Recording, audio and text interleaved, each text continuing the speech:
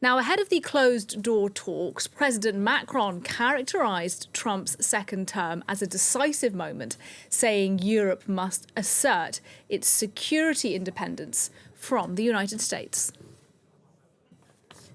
It is a summit hosted by an ally of Donald Trump's, with Viktor Orban at the helm of the European presidency until the end of the year.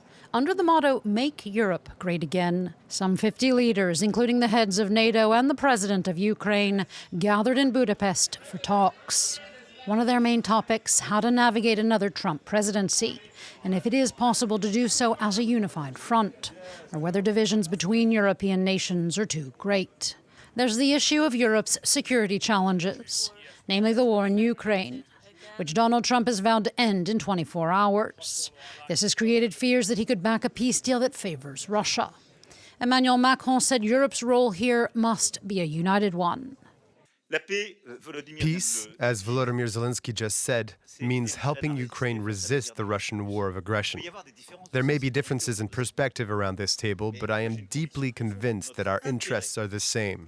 Our interest is that Russia does not win this war. European leaders are also discussing how Russia, North Korea, China and Iran are thought to be working together.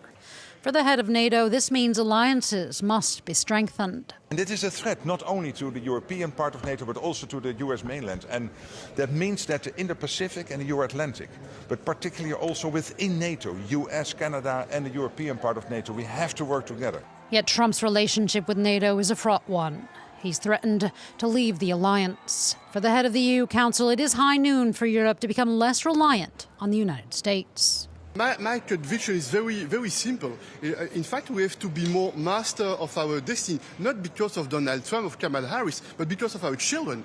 Another issue that European leaders are discussing extensively, what could happen if Donald Trump slaps steep tariffs on European goods, which could damage global trade and the EU economy.